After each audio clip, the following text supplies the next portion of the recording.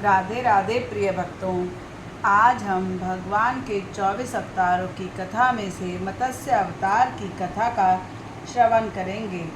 ब्रह्मा जी के सोने का जब समय आ गया और उन्हें नींद आने लगी, उस समय वेद उनके मुंह से निकल पड़े और उनके पास रहने वाले हयग्रीव नामक दैत्य ने उन्हें चुरा लिया।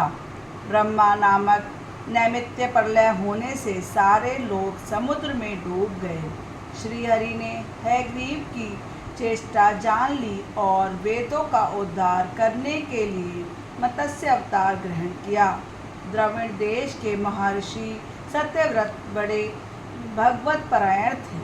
वे मलय पर्वत के एक शिखर पर केवल जल पीकर ही तपस्या कर रहे थे। ये ही वर्तमान महाकल्प में मनु हुए।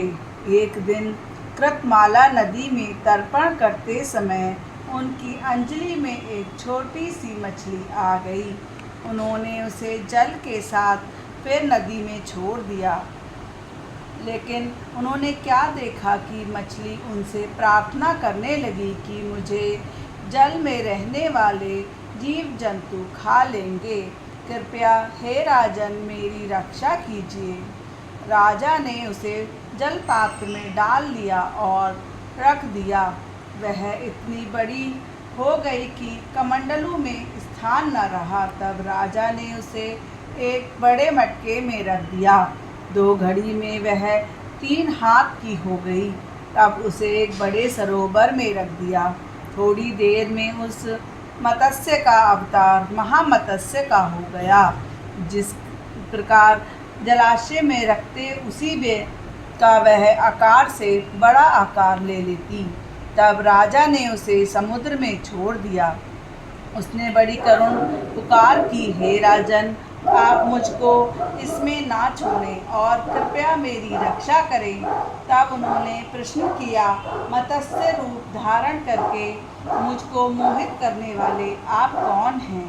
आपने एक ही दिन में 400 कोस के विस्तार का सरोवर घेर लिया है। आप अवश्य ही सर्वशक्तिमान, सर्वांतर्यामी, अविनाशी श्री हरि हैं। आपने यह रूप किस उद्देश्य से धारण किया है? तब भगवान ने कहा, आज से 7वें दिन तीनों लोग प्रलयकालीन समुद्र में डूब जाएंगे। तब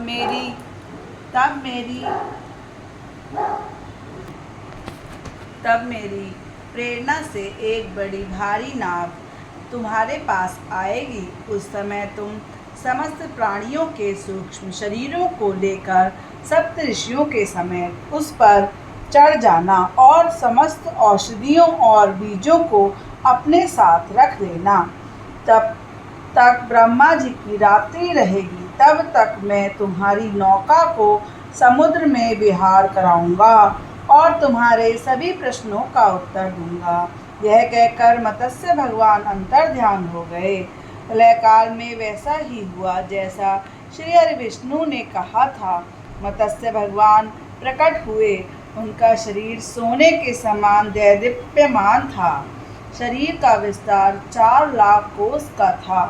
शरीर में एक बड़ा भारी सींग भी था। वह नाव वासुकी नाग से रस्सी से बंधी थी। सत्यव्रत जी ने भगवान की स्तुति की। भगवान ने प्रसन्न होकर उन्हें अपने स्वरूप का संपूर्ण रहस्य और ब्रह्म तत्व का उपदेश दिया, जो मत्स्य पुराण में है। ब्रह्मा जी की नींद टूटने पर भगवान ने हयग्रीव को मारकर श्रुतियों को ब्रह्मा जी को लौटा दिया। यह कथा श्रीमद् भागवत में वर्णित है। एक अन्य कथा भी है। समुद्र का पुत्र शंख था। उसने देवताओं को परास्त करके उनको स्वर्ग से निकाल दिया। सब लोकपालों के अधिकार छीन लिए। देवता मेरुगिरी की कंदराओं में जा छिपे, शत्रु के अधीन ना हुए। तब दैत्य ने सोचा कि देवता वेद मंत्रों के बल से प्रबल होते हैं, अतः मैं वेदों का ही अपहरण कर लेता हूँ।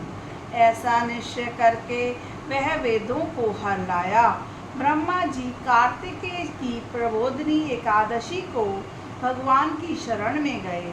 भगवान ने आश्वासन दिया और मछली के समान रूप धारण करके आकाश से वे विंध्य पर्वत निवासिनी कश्यप मुनि की अंजलि में गिरे।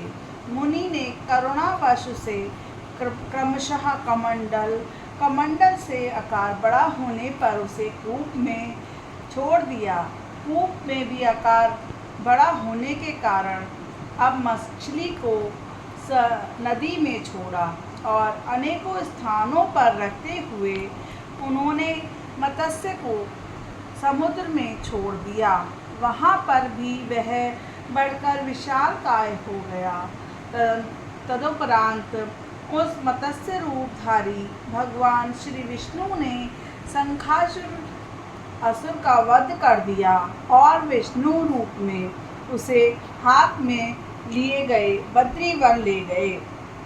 वहाँ संपूर्ण ऋषियों को बुलाकर आदेश दिया कि जल के भीतर बिखरे हुए वेदों की खोज करिए और रहस्य सहित उनका पता लगाकर शीघ्र ही उन्हें समुद्र से बाहर ले आइए।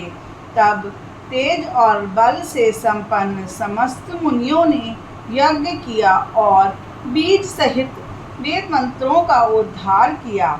जिस वेद के जितने मंत्र थे ऋषियों ने उन्हें उपलब्ध करा दिया, वहीं उतने भाग का तब से ऋषि माना जाने लगा। ब्रह्मा समेत सब ऋषियों ने आकर प्राप्त किए हुए वेदों को भगवान को अर्पण किया। यह कथा पद्म पुराण में वर्णित है। जय जय श्री राधे। अगर आपको कथा पसंद आई तो वीडियो को लाइक तथा चैनल को सब्सक्राइब अवश्य करें।